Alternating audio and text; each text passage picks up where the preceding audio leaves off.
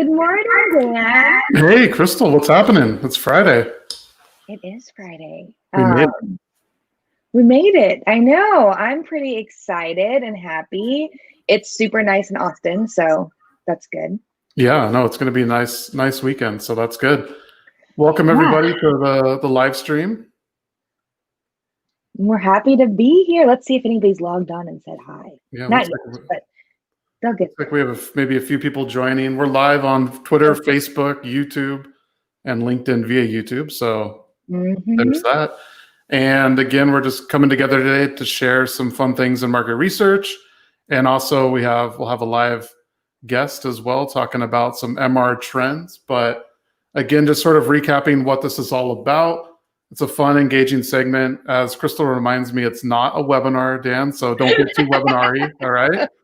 So if I do, she'll cut me off. But no, we want to make this fun, interactive, and bring in some guests and things that you'll hear about in terms of interesting trends today as sort of the theme. And then we'll hit some data points around interesting topics that are going on. And then also we'll give you a research blunder titled What in the Name of Research. So that'll be that segment as well. And this is really where Crystal learns research too. So I was gonna be like, actually, I don't understand why they're blunders, but that's okay. So we already had one, our friend Josh said hi. I think he's logged on a couple weeks in a row. So that's awesome. Yeah, Josh, welcome again. Good to have you. Yeah. Yeah, and then we also want to be able to answer questions too. So if you have questions as we're talking with guests or for Crystal and I, feel free to put them in the comments on whatever platform you're using and we'll get them. So we want to make this as interactive as possible.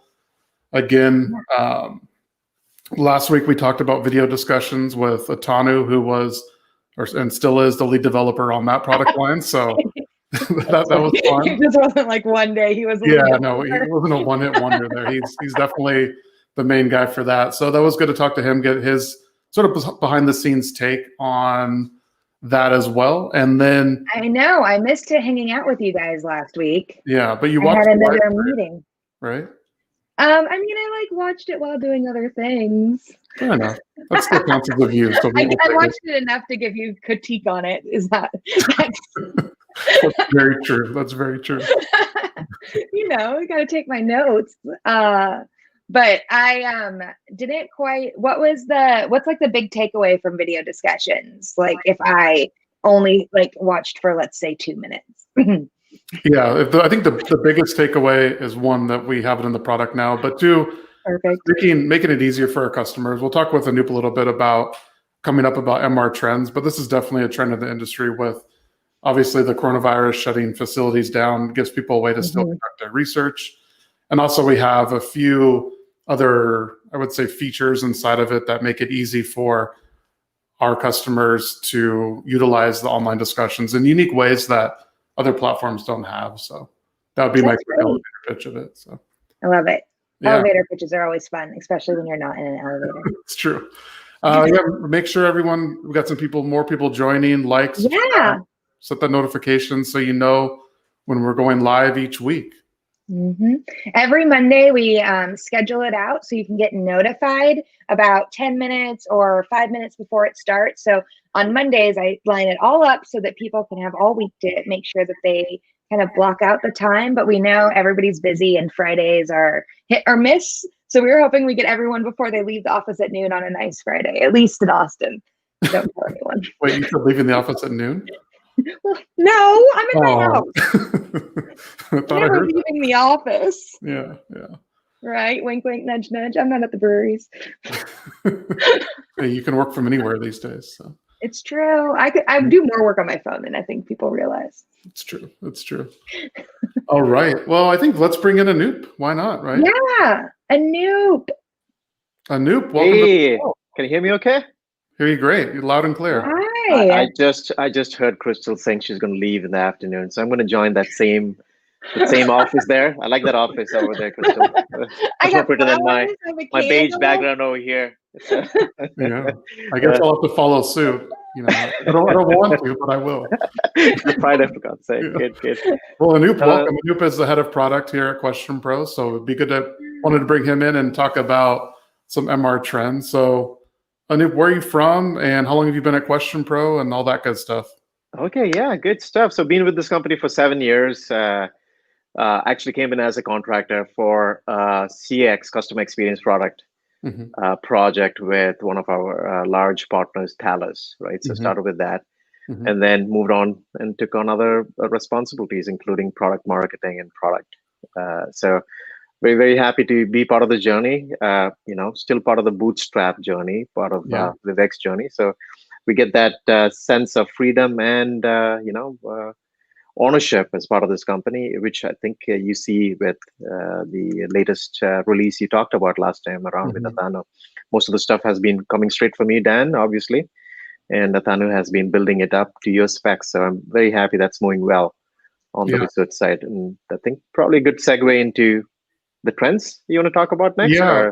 I thought it'd be good to have you on and talk about some MR trends market research trends that we're seeing, I think currently, and then also coming into 2021 and how that looks and what we're doing as a company to meet those trends. I know we talked a little bit about, we've been talking about conversational surveys and shorter, more smart surveys, but what do you see as some of the trends and different things that QuestionPro is integrating as a result? Yeah, I mean, there are a lot of trends, seeping in from marketing, if you think about it. One of the most recent news releases was about SAP acquiring one more company as of yesterday, I believe, right? On the more from a marketing personalization standpoint. So they did the Qualtrics acquisition around the CX and customer experience. Now, how do you personalize stuff on from a data collection standpoint? So there are many trends there. One is you don't want the experience to be too heavy in terms of collecting data, right? So you want that experience to be light. And there's this big thing around moving towards short surveys, right? These more micro surveys, right? So that's there. And before that, the concept of understanding what we call in marketing, it's called time to event modeling, where an event has happened and how do you send a message based on that event so that you get a much more personalized experience. That thing is also seeping into market research, if you think about it, right? So, and the way that you see it, Anup, is through shorter, smarter surveys. You think that those are different events be captured more easily, or?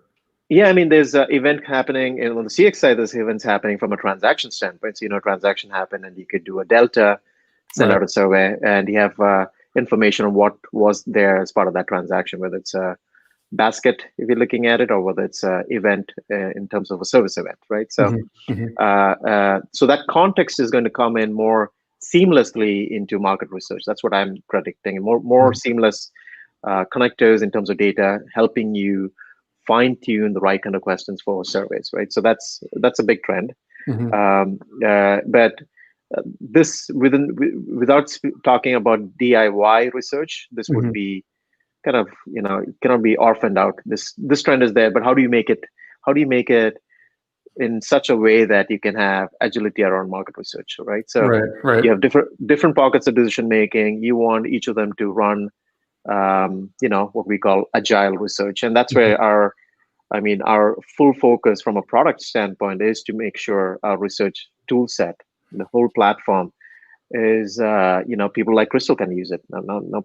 I mean, I guess that's you're right. Thanks, Anup. I appreciate you. This I was had a question in that DIY, but then you keep talking, because for me, and coming up in, I don't know, the last 10 years, and all software, I assume all software should be DIY at some point, right? And that is, I think, probably just a nature of my coming of age in the workspace. Yeah. And I think because surveys has data and data has analysis, the DIY side of it is to make analysis much more simpler, right?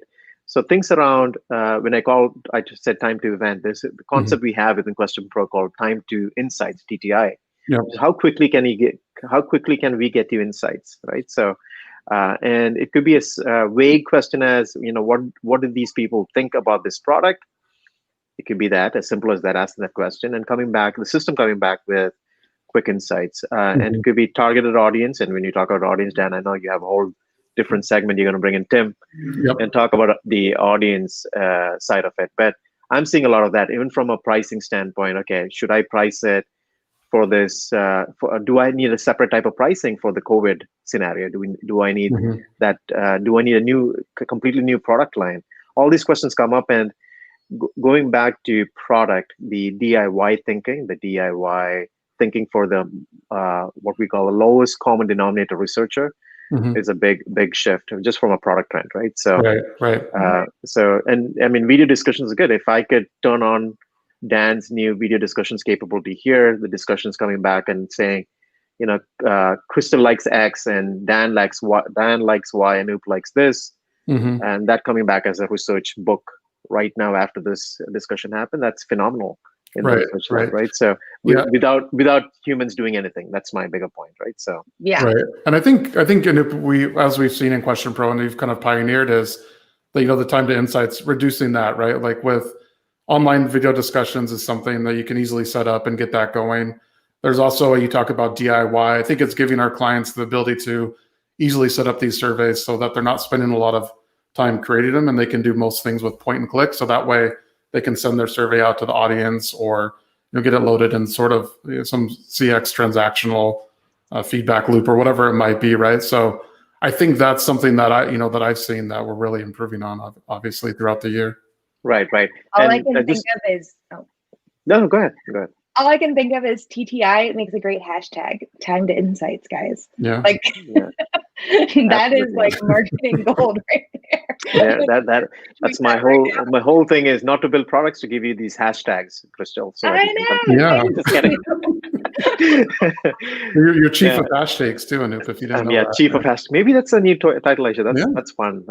I'm going to report to. I'm going to take Crystal. I'm going to get some training from her around how do I do that. You're our COH.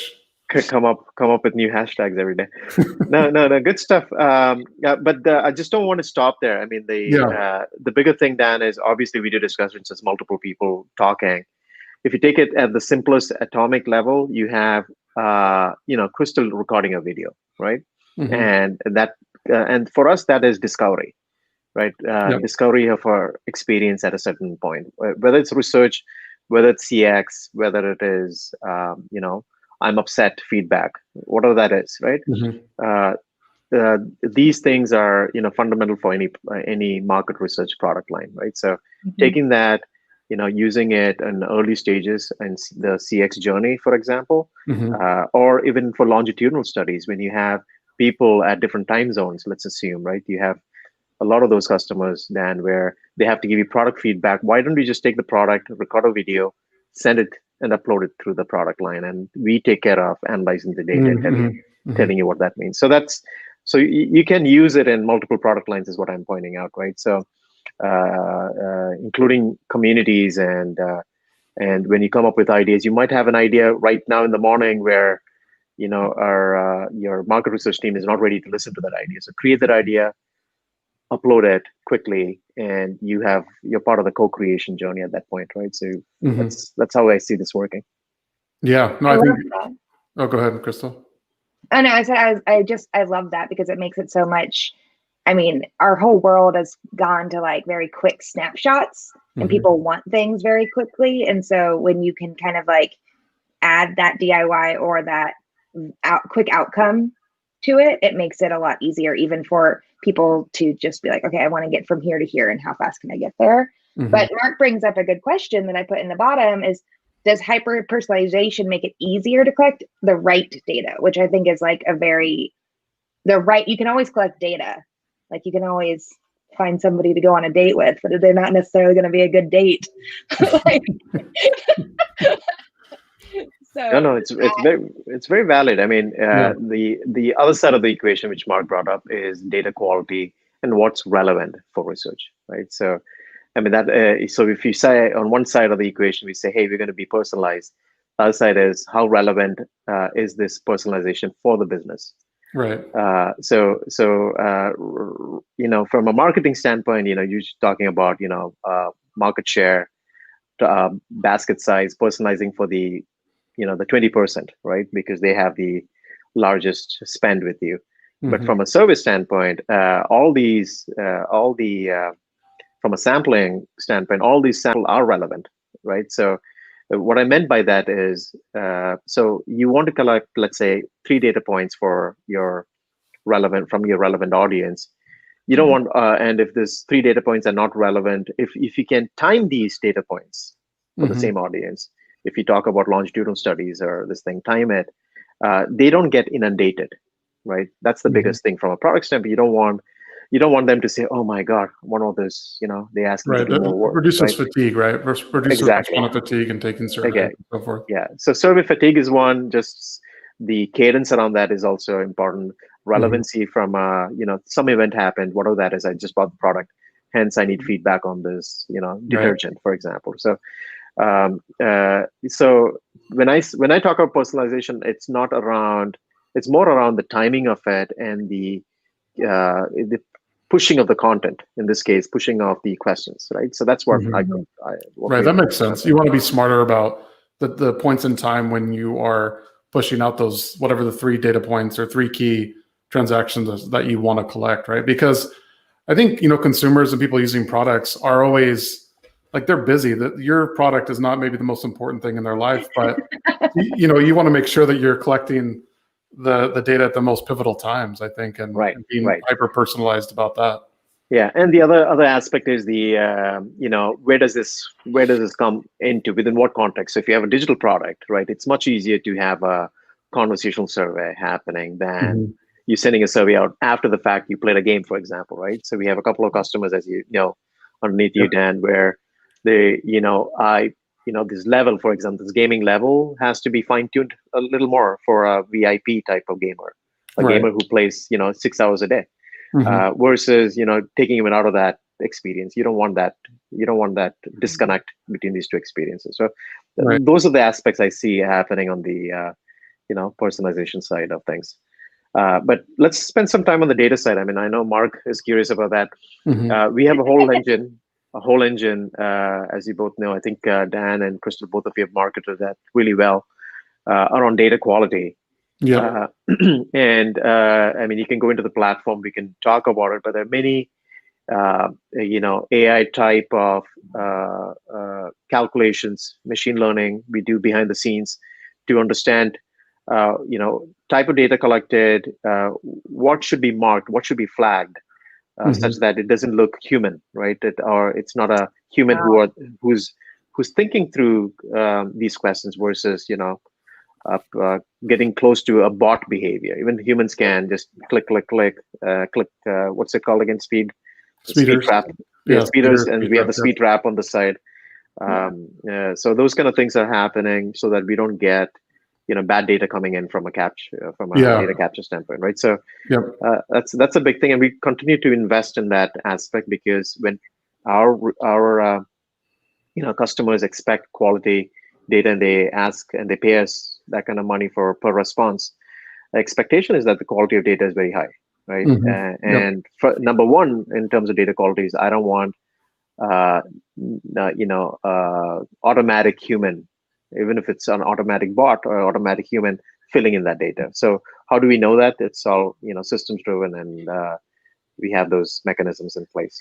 Right. You want people that are taking the survey legitimately, right? Not speeding through it, just clicking whatever and reading it. So I think the 8 to 10 different things that we can automatically flag, it definitely increases the data quality, and I think will be important, especially if people want to get their data fast, they still need quality data, right? So those two things aren't mutually exclusive. Like, they need to go hand in hand, I think. So that definitely helps out with that. I shouldn't just click B on my target surveys all the way down.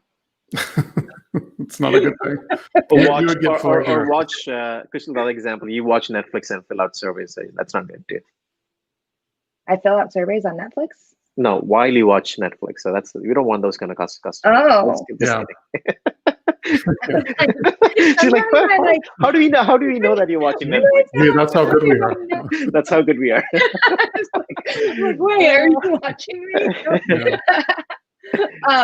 Yeah, no, I definitely am one of those, because I go to Target too much, I get a lot of their surveys. And then I'm like, Eric, our CEO's little, when he was getting me to come work here, he was like, every time you don't fill out a survey, it's like giving up your right to have a vote. And I was like, so now I try to So now I try to fill the surveys out, but then I'm like, oh, this is so long. Yeah, no, but I'm getting better.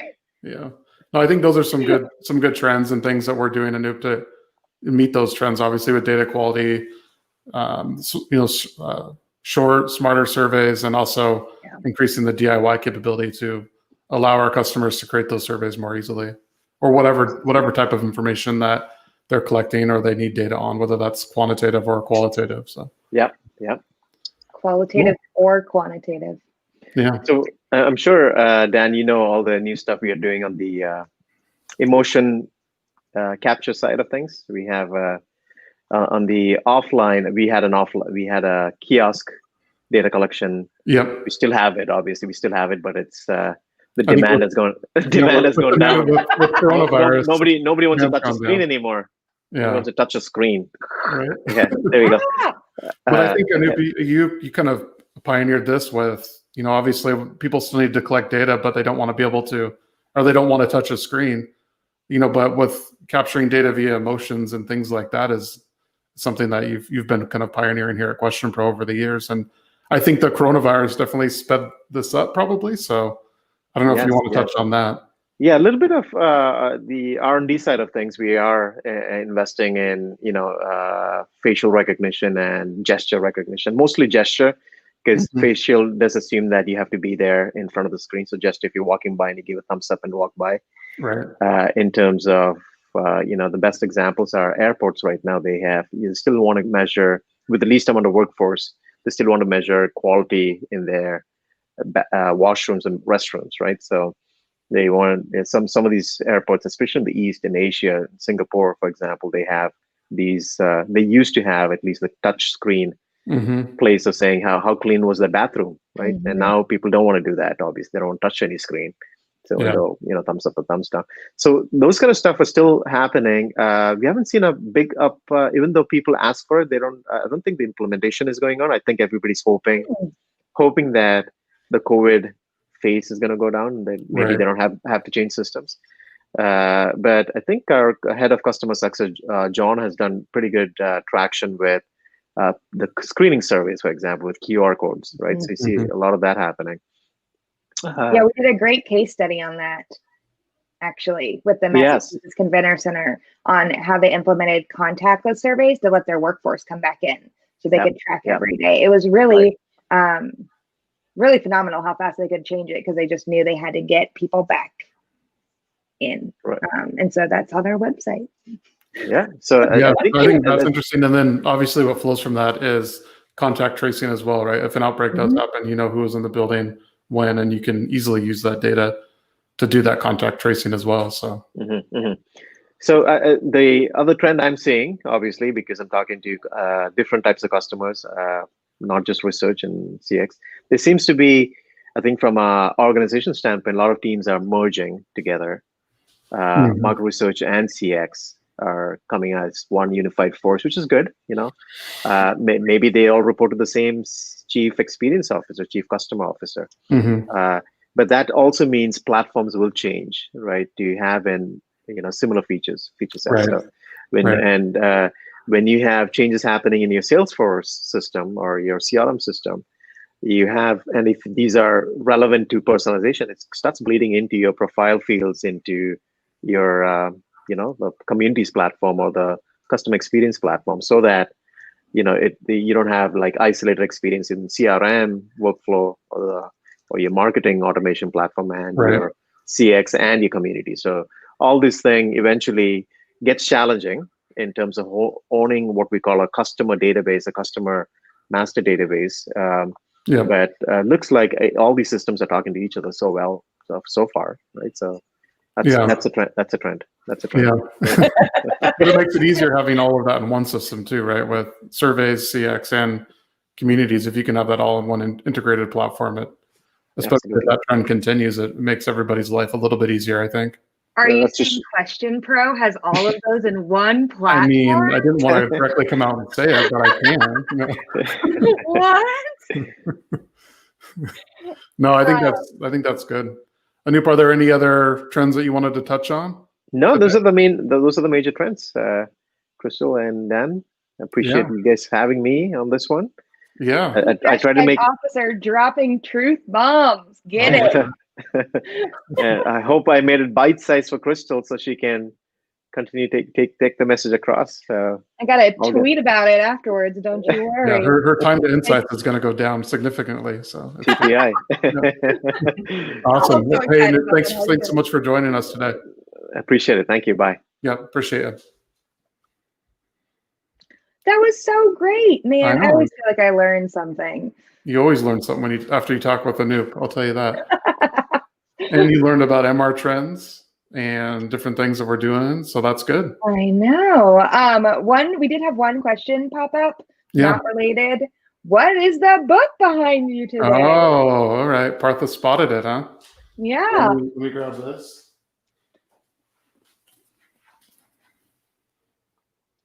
Thinking Fast and Slow by Daniel. If you haven't read this, I would definitely recommend it. It's a little heavy, but it definitely has some good content in there about System 1, System 2 thinking. So definitely read it. So Partha, you got the Easter egg today, so that's good.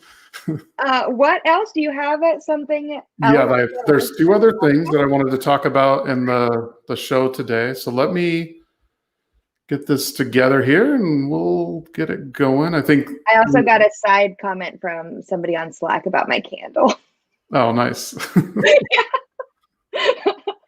All right. So I wanted to share what we've been calling data points. So I was obviously with the presidential or the debate that happened this past week, and coronavirus was a big topic. And we see cases going up in the news. I wanted to learn more about what the U.S., I guess residents thought about if there was going to be a second wave. So I asked a question to using one of our tools that reduces the time to insights that Anup was talking about. And it was in order to prevent a second wave of coronavirus, do you think that the country should go into a second lockdown? So I was thinking that this would probably be more split, but I think yes is a clear winner here with, 71, a little over 71%. Of the results. So it surprised me. I don't know that there will be a second lockdown, but I think definitely the country, based on the data that we collected, thinks that there should be. Yeah. And this is all based using the audience product we have. Yeah, this is based on a Slack integration that we have where you can type in a question, automatically fields the survey using census balance sample, and then you get the results back directly in Slack as well. So something that we're doing. What's that?